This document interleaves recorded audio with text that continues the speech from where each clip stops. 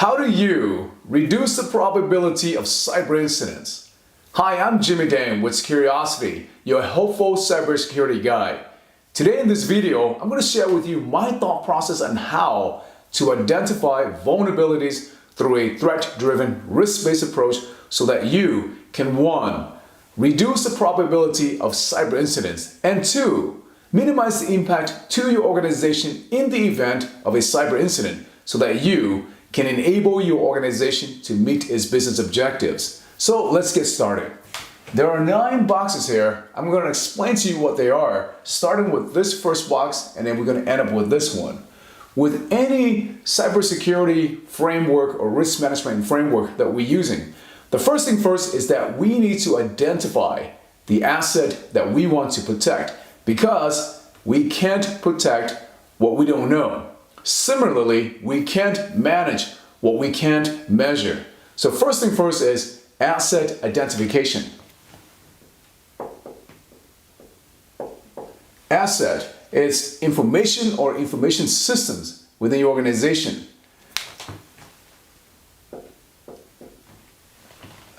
I'm going to place a placeholder here for us to come back and elaborate on more. From a threat perspective, we want to know, excuse me, I'm about to sneeze. Sorry. From a threat perspective, we want to know what are the threats that we are dealing with and where are these threats originating from. This is known as threat source. Think of threats as potential dangers to our organization. An organization confronts with so many different threats, such as natural disasters like fire and flood. But for cyber threats, for this video, we're going to focus on human-made threats. There are 2 types of human-made threats. The first is external. The second is internal. Within these threat sources, there are 2 categories. The first is authorized. The second is unauthorized. Let me give you an example of an unauthorized internal threat. For instance, we have an employee who had already transitioned to a different role and no longer required access to the assets, but still retained access and continue to accumulate additional permissions. Next, let's understand who and what is posing a threat to our assets. This is known as threat adversaries. Think of threat adversaries as the bad guys who want to gain unauthorized access to the assets and cause harm to our organization. There are different types of threat adversaries, such as hacktivists and etc., as we see here on the screen. In this video, we'll focus on 3 external and 2 internal threat adversaries that will pose the biggest risk to our organization. First, let's take a look at developers. They may not pose direct threats to an organization as they develop malicious software, also known as malware, and offer as a service to enable other hackers to carry out the attacks. Next, hackers. Here we're specifically talking about black hat hackers. These are individuals or groups of cyber criminals who can cause harm to our organization by compromising our digital devices and networks through unauthorized access to an account or a computer system. And finally, nation-state actors. They are supported and sponsored by their government to accomplish various objectives, which we'll cover later on. Next, we have internal adversaries, also known as insider threats. There are 2 types of insider threats. The first is intentional. Intentional threats are malicious actions performed by hostile insiders with the intent of causing harm to our organization. The other is unintentional. Unintentional threats are non-malicious. They are either accidental or inadvertent actions that can cause unintended harm to our organization. I'm adding an asterisk here as a reminder to elaborate later on. We want to understand our adversaries further. First, we want to understand their motivations or motives or intents.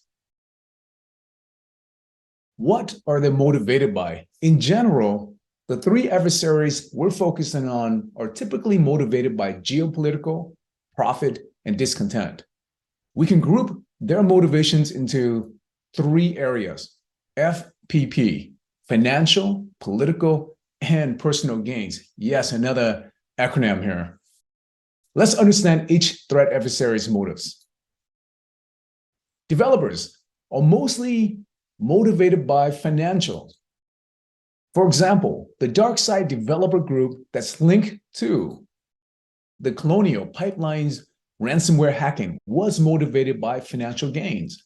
As shown here in this article, in addition to making money through hacking activities, such as the Colonial Pipeline ransomware attack in 2021, the group develops ransomware tools and offers as a service to enable other hackers to carry out the attacks. Next up, hackers. They are motivated by financial and/or personal gains. Let's examine the Lapsus group as an example. This is an organized cybercriminal gang consisted of teenagers who breached tech companies such as Microsoft, NVIDIA, and Samsung. The teen from Oxford was accused of being the leader and alleged to have amassed about $14 million. As stated in this article, the group wrote that its goal was money, not political reasons. However, other researchers believed the group was also motivated by notoriety or hacker clout. Finally, nation-state. Unlike developers and hackers who are typically motivated by financial and personal gains, nation-state adversaries are typically motivated by nationalism and political gains. They usually aim for high-profile public and private figures and entities, such as the government, with the intent of stealing intellectual property, disrupting service to critical infrastructure, and/or conducting massive scale of misinformation and disinformation. Case in point, in the 2020 SolarWinds attack with the Cozy Bear group. As shown in this article, Cozy Bear is a Russia-backed hacker group that leveraged SolarWinds software and tools to install malware in organizations around the world, including the US Departments of Treasury, Commerce, and Homeland Security departments. The security breach allowed access to email and other sensitive resources. Next up, it's intentional insider threats. This is what we call EFW, another acronym, enemies from within. These hostile, malicious insiders are difficult to detect and defend. They maliciously and intentionally abuse legitimate credentials to steal information or disrupt services for financial or personal incentives. For instance, a former Twitter employee received at least $300,000 from Saudi Arabia in exchange for confidential Twitter personal account information of users who use anonymous handles to criticize the kingdom and its royal family. This individual was motivated by financial gains. Here's a case where an individual was driven by personal gains. A former San Francisco city's network engineer employee intentionally denied administrators access to the city's computer system for 12 days. He was motivated by the fear of possible layoff and the discovery that he lied about his criminal background when applied for the job. Additionally, he hijacked the systems to prove a point that the city was too lax about security. We now understand about our threat adversaries' motivations. Another characteristic that we want to understand about our threat adversaries is their capabilities. Capability is defined as the power or ability to do something. Capability consists of several factors, including, but not limited to, knowledge, skills, and resources. Knowledge: what do the threat adversaries know about our organization, our employees, and our vulnerabilities? Skills: what skills do they possess? And resources: what support and resources do they have that would enable them to carry out attacks and cause harm to an organization? As shown here, the capabilities and means, the resources, increase as we move up from insider to state-sponsored threat adversaries. We now know the threat sources, our threat adversaries, and their motivations and capabilities. Next, we want to know the likelihood of the threat adversaries carrying out an attack. This likelihood or probability is called threat level. One of the ways to assess and determine the threat level is through threat intelligence or threat intel. Threat intel is data that has been collected and contextualized to understand the threat adversary's motives, targets, and attack behaviors, as well as to evaluate the threat source and reliability. So where do we get threat intel? There are commercial and open source threat intel platforms and services. An example of a free threat intel service is through CISA. Cybersecurity and Infrastructure Security Agency under the Department of Homeland Security. CISA offers AIST, also known as Automated Indicators Sharing. AIST shares threat activity contexts such as tactics, techniques, procedures, vulnerabilities, and courses of actions with the AIST community through the open standards, STIX and TAXI. STIX stands for Structured Threat Information Expression. It contextualizes cyber threat indicators and defensive measures information, while TAXI, Trusted Automated Exchange of Indicators information, allows the machine-to-machine communications. Think of STIX as what is the information, and TAXI, it's how to share the information.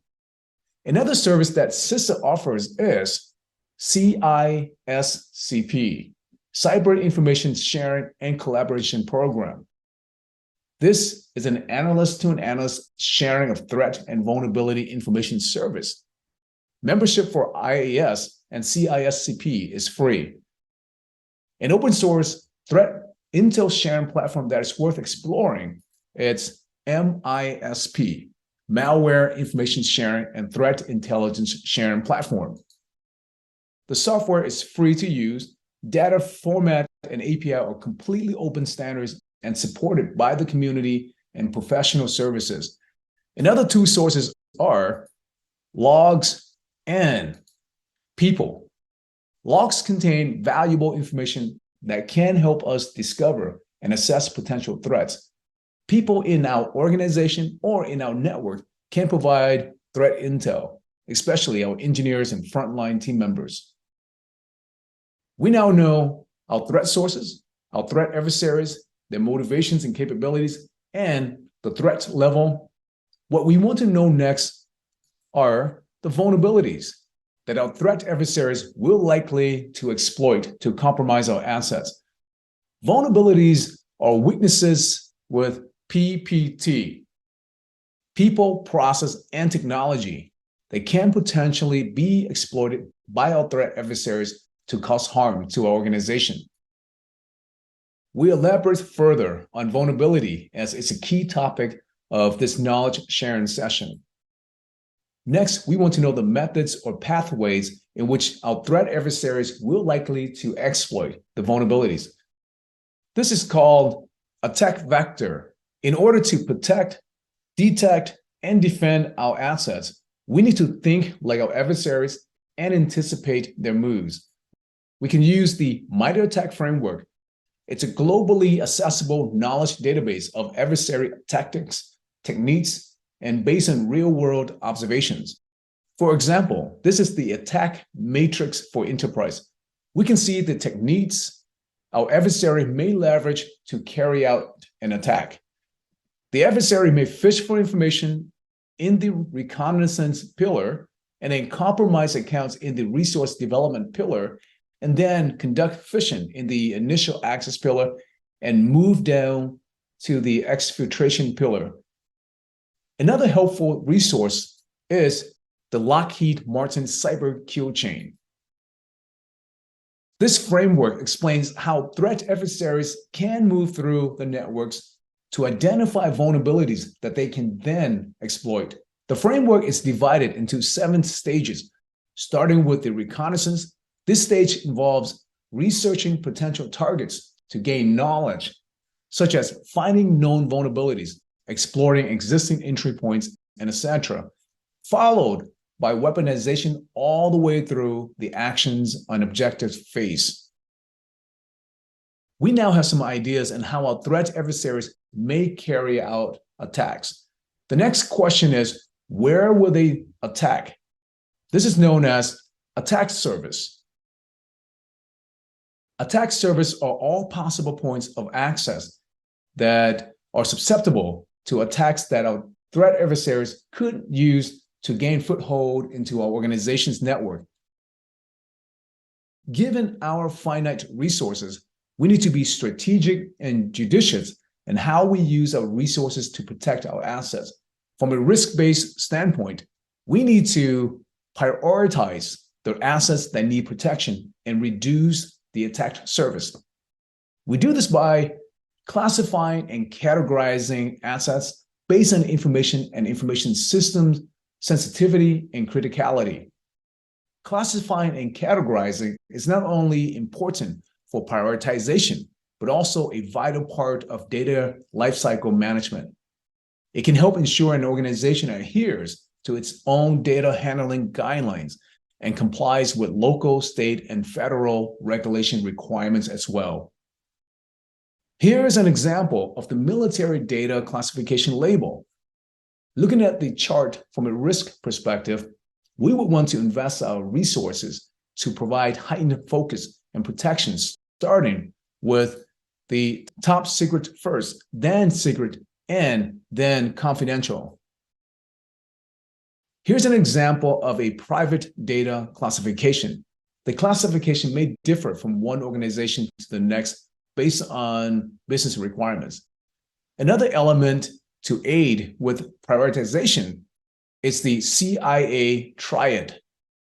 It's a security model that is built around the principles of confidentiality, integrity, and availability, and it's designed to guide an organization to establish information programs, security development, security infrastructure, including the support of data classification and data security that we talked about. At a high level, confidentiality is about keeping the data private, secret, and secure. Only authorized users and processes should be able to access or modify data. Next, integrity. It's about keeping data consistent, accurate, and reliable, as well as ensuring data is guarded against improper information modification or destruction, either accidentally or maliciously. And finally, availability. It's about ensuring information and information systems are available and accessible. After completing the prioritization exercise, the assets that we need to protect should be effectively reduced along with the attack surface. Instead of protecting all the assets, we would only need to allocate resources protecting the subset of assets that are of high value and critical. Next, we want to figure out the impact to our organization if the assets were to be compromised or disrupted. Think of impact as the magnitude of potential loss to an organization. To assist with the impact assessment, we can use the Business Impact Analysis, also known as BIA. According to NIST, the National Institute of Standards and Technology, BIA is the second step of the 7-step contingency planning process. It helps identify and prioritize critical IT systems and components to assess the consequences and impacts of a disruption to a business. That's right, disruptions to the business, not just IT, because cyber risk is business risk. It can impact an organization strategically, financially, and etc.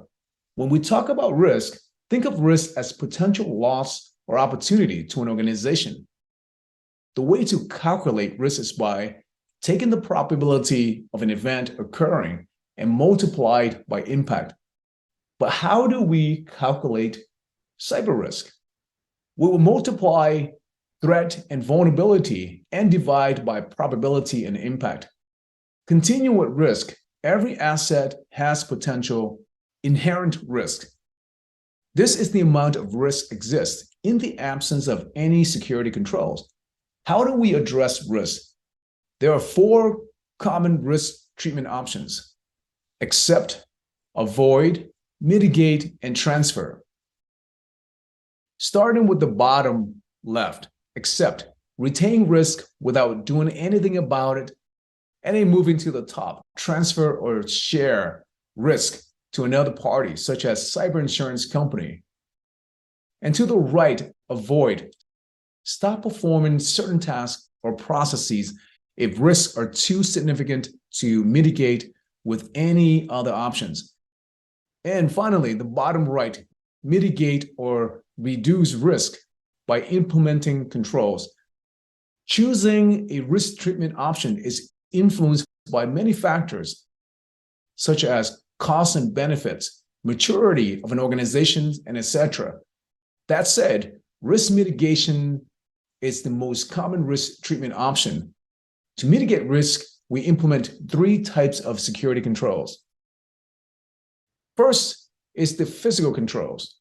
Second, technical or logical controls. And finally, administrative or management controls. Let's define what these controls are. Physical controls protect resources and infrastructure from physical threats. Technical controls. We leverage technology to prevent unauthorized access to our systems and data. Controls at this level act as another line of defense if an unauthorized user were to gain access to our information or information systems. And finally, administrative controls. This is where we ensure that human error does not create security vulnerabilities, such as enforcing policies, procedures, and guidelines. There are also 3 control functions, starting with preventive or preventative. Preventive controls are security mechanisms, tools, and/or practices that can prevent the probability of an information security incident from occurring.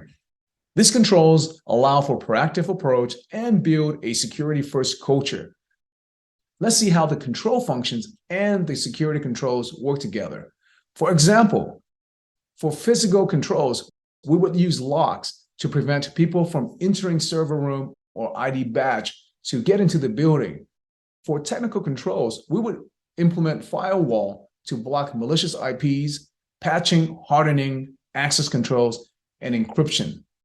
And then for administrative controls, we would implement hiring policies such as background checks and data classification. Even with best intentions and efforts, preventing every cyber risk from occurring is infeasible and impractical. And that leads us to residual risk. These are threats and vulnerabilities that remain after risk treatment and remediation efforts have been implemented. In other words, a portion of risk remaining after security measures have been applied because it could be that technically it is infeasible or impractical to implement preventive controls.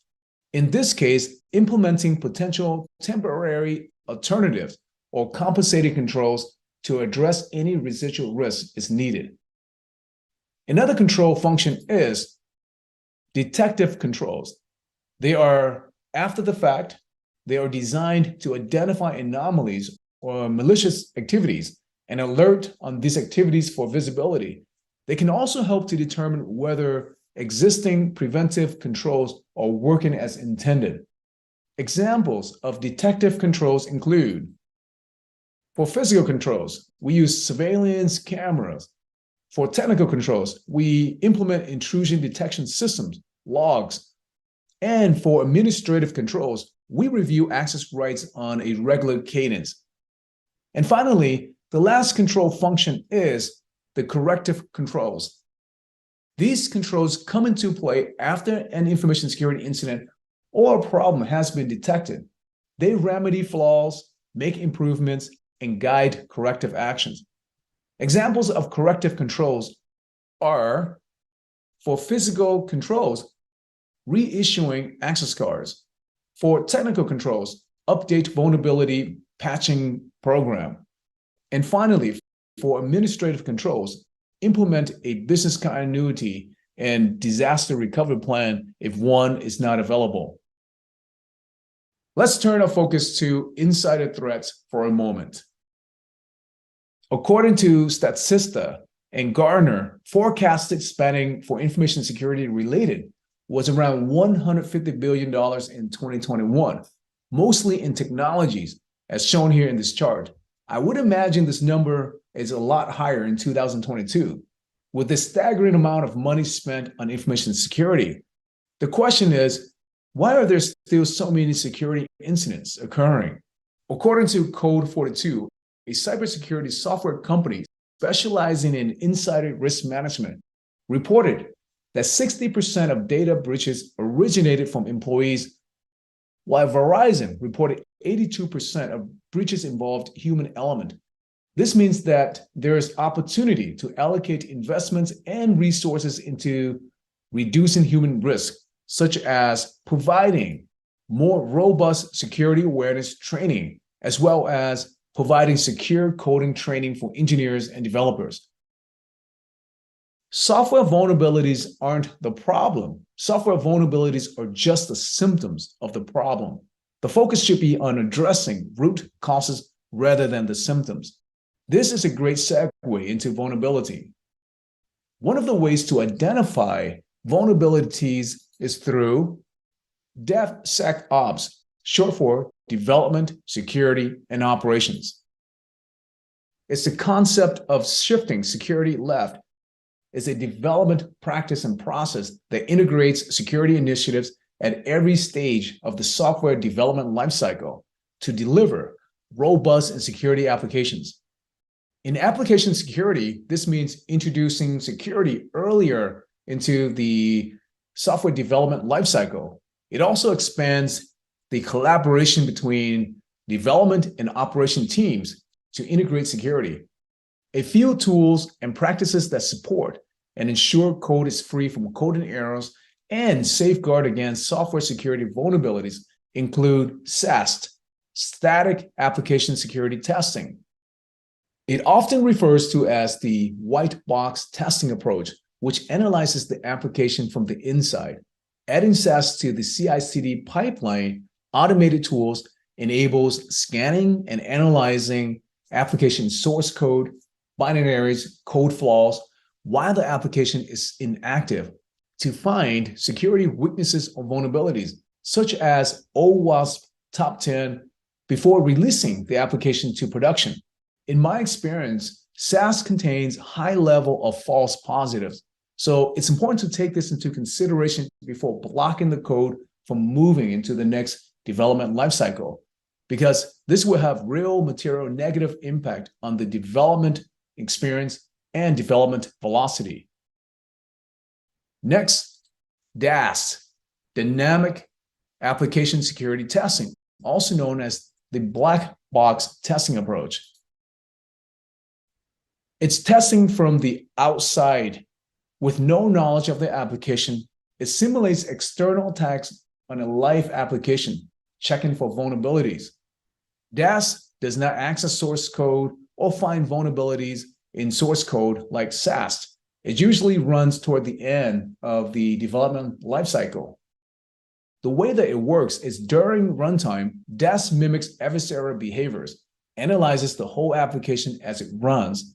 The scanner crawls through pages and finds all potential inputs. After it completes, it begins attacking the various endpoints in a variety of ways, as we touched earlier on MITRE ATT&CK. It would try several attack vectors to find different vulnerabilities. Once complete, it provides a detailed report for each vulnerable URL. A typical report will include details on successful attacks and potential solutions to fix the issue. Next, IAST, Interactive Application Security Testing, which is a hybrid approach. It's also known as a gray box testing.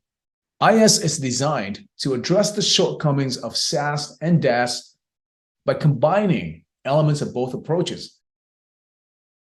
The way that it works is that IAST places an agent within an application and performs all its analysis in the application in real time and anywhere in the development processes.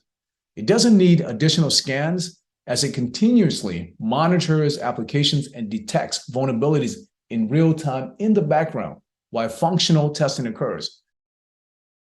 Next up is RASP, Runtime Application Self-Protection.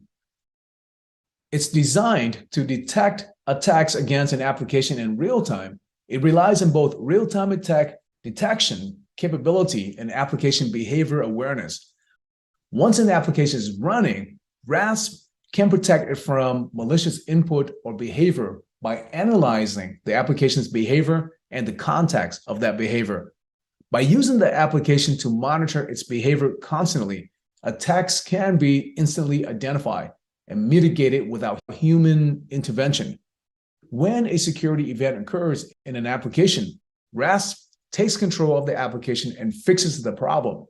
For examples, it can prevent the execution of instructions to the database, which looks like SQL injection attack, or terminate an end user's session from malicious IP address. Next, threat modeling is the process of visualizing and identifying vulnerabilities in software from the design phase through the software development lifecycle. It requires building flow diagrams with trust boundaries between assets, threats, and controls, plotting security gaps, and mapping them back to risks and capabilities. The ideal time to perform threat modeling is in the earliest stages of the software development lifecycle during the architectural phase of application development. It allows software architects to identify and mitigate potential security issues early. The ultimate purpose of threat modeling is to anticipate and proactively address how an attacker might compromise an application. Any threat model built during this early stage should then be used to inform all downstream security activities, including implementation, testing, and beyond. While SAST, DAST, and IAST security testing tools are used in the development process to identify vulnerabilities, the tools do not catch everything, especially complicated or new vulnerabilities. This is where bug bounty programs can augment security testing and add value to the DevSecOps process. A bug bounty program is a way to add another layer of diligence to our security program, such as annual penetration testing requirements, and to continuously assess our external web and mobile application portfolio with manual independent security researchers. In my experience, it's important to work with the bug bounties program manager to create ongoing campaigns to one, attract top talent to test our applications, and two, ensure that active testing activities are happening. Otherwise, the return on investment on the annual subscription may not match our expectations. Next, red-blue teaming exercises can help identify vulnerabilities and strengthen our security operations.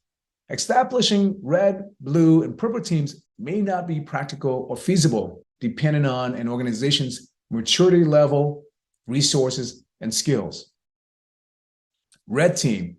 Red team performs ethical hacking by emulating an advanced threat adversary using the tools and techniques of likely attackers in the most realistic way possible, and circumventing established defensive controls and identifying gaps in the organization's cyber defense strategy to better understand how an organization detects and responds to real-world attacks. The results from a red teaming exercise help identify needed improvements in security controls. Blue team. The blue team defends against both real-world attacks and red team's activities. Blue teams are considered as the proactive defenders. They usually have slightly different responsibilities than the standard security operations center, known as a SOC analyst. They provide constant and continuous cyber defense against all forms of cyber attacks. And finally, purple team. Its objective is to align red and blue teams' activities and leverage the insights and the results to prioritize vulnerabilities to an organization. Penetration testing, or pen test, is a common testing approach used to detect vulnerabilities across organizations' infrastructures and network. The objective of pen testing is to harden and improve security by discovering exploitable vulnerabilities in the security defenses. It's a point-in-time security assessment of the networks, applications, or endpoint devices' security posture. Pen test results include an output of a report with an executive summary, scope of work, methodology, summary of findings, recommendations, post-test remediation, and finding details. Along the line of pen tests, any other third-party audit results, including but not limited to the SOC 2 Type 2, also known as a Service Organization Controls Report, could provide insight into vulnerability findings. Next, BAST. Breach and attack simulation tools are designed to determine if security controls detect and respond to attacks as they should. The way that BAST works is that it does this by simulating attack scenarios and providing analysis of how controls performed. It enables our organization to see its overall security posture from an attacker's perspective and to proactively predict attacks, validate security controls, and improve response efforts. BAST remains a newer IT security technology, but its capabilities are increasingly essential and becoming an important component of an organization's security strategy. Traditional testing approaches like vulnerability assessment, penetration testing, and red team, blue teaming, as we talked about earlier, becoming less effective, given that companies are moving to a more dynamic cloud-based IT architecture with an increasing diversity of endpoints and applications. Speaking of the cloud security presents different challenges compared to the risk of previous computing models. The cloud infrastructure is often highly complex, which makes it difficult to, 1, maintain visibility and control, 2, meet compliance requirements, and 3, identify and mitigate risk, and not to mention the added challenges of implementing and maintaining security controls and security configurations for the infrastructure. To combat these challenges, CSPM, also known as Cloud Security Posture Management, CSPM solutions automatically and continuously scan and analyze cloud services. It checks for security misconfiguration that can lead to data breaches, such as having an open S3 bucket. It checks for excessive access permissions and also any exposed APIs and weak authentications. And finally, threat hunting, also known as cyber threat hunting, is a proactive approach to identifying previously unknown or ongoing non-remediated threats within our organization's network. Threat hunting is an aggressive tactic that operates from the premise of the assumption of the breach, meaning that attackers are already inside our organization's network for weeks or for months on end, and they are covertly monitoring, preparing, and executing attacks without any automated defense detecting their presence.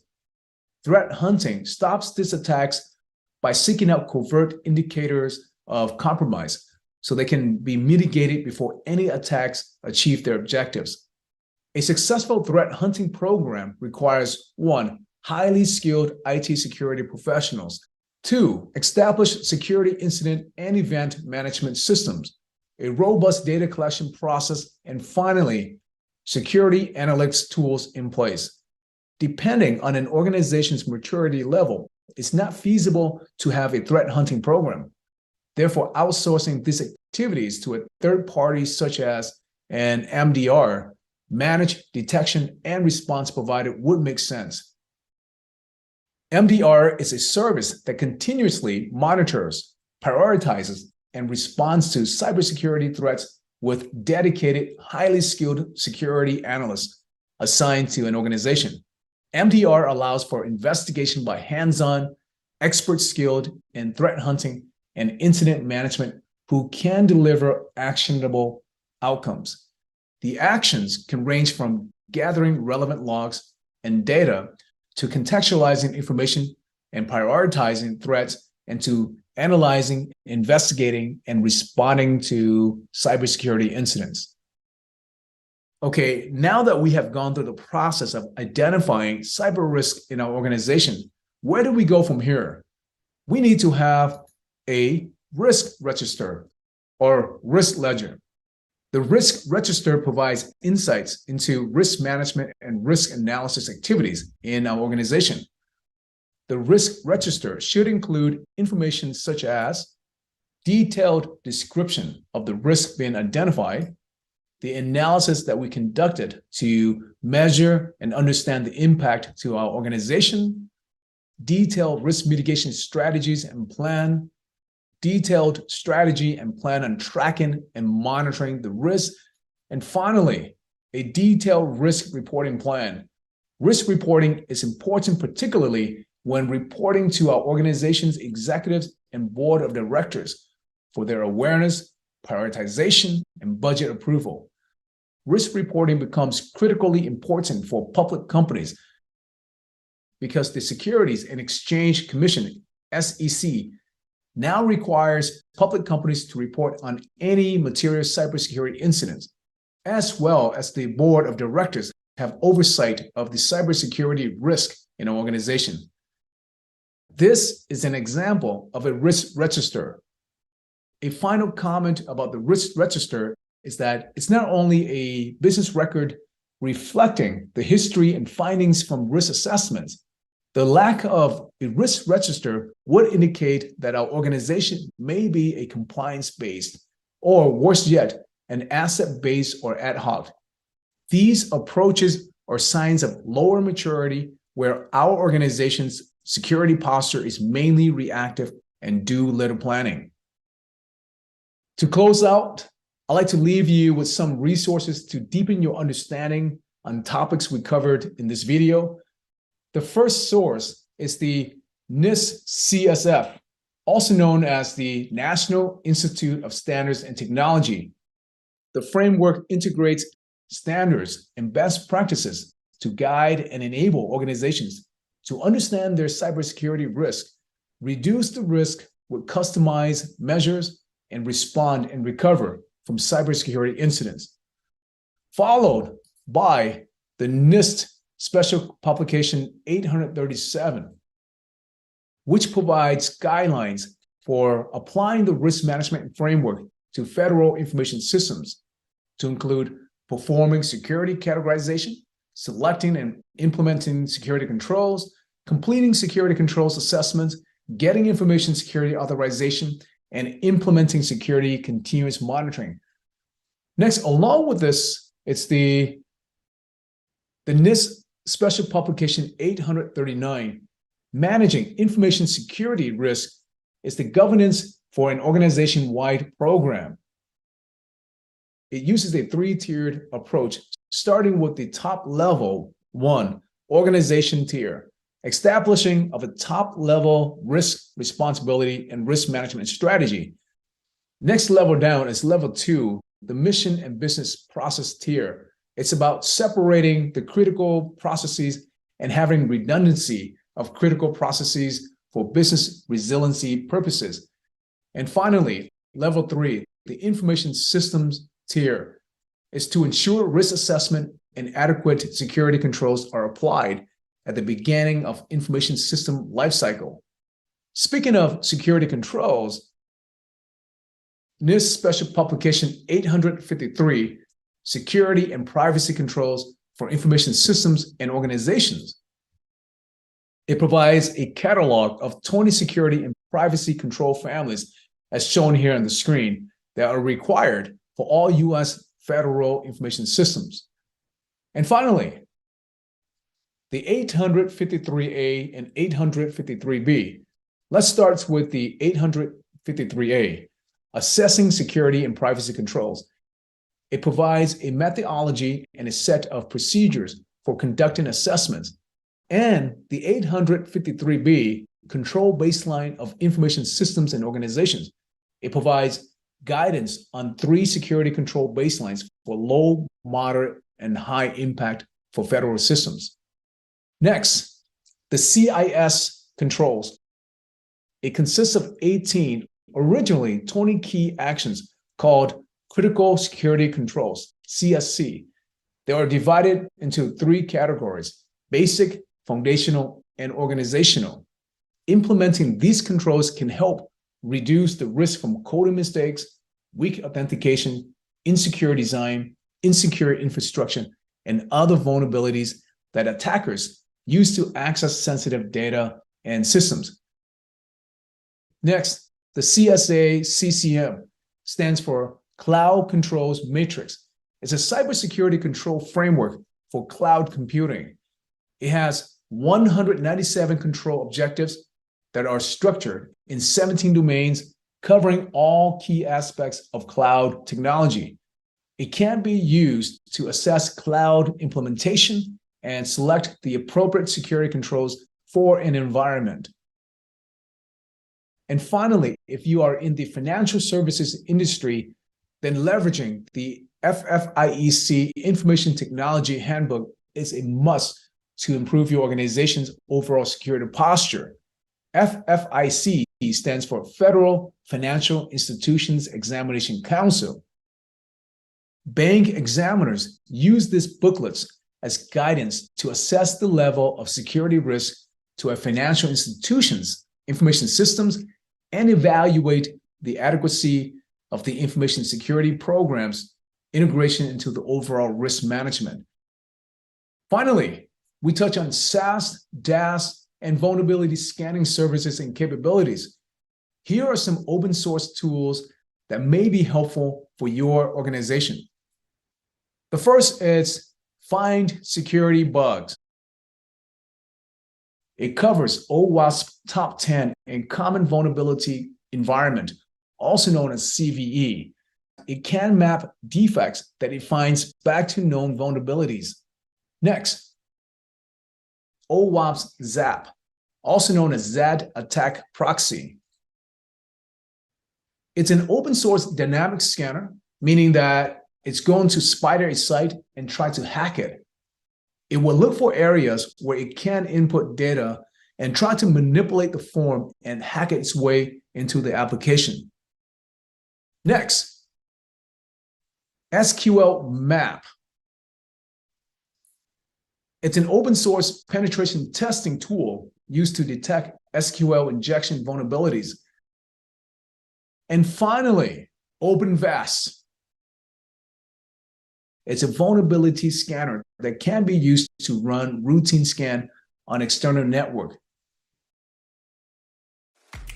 Thank you so much for taking the time to watch it. I hope you find this video helpful. Please subscribe, add your comments, share this video, and give it a thumbs up.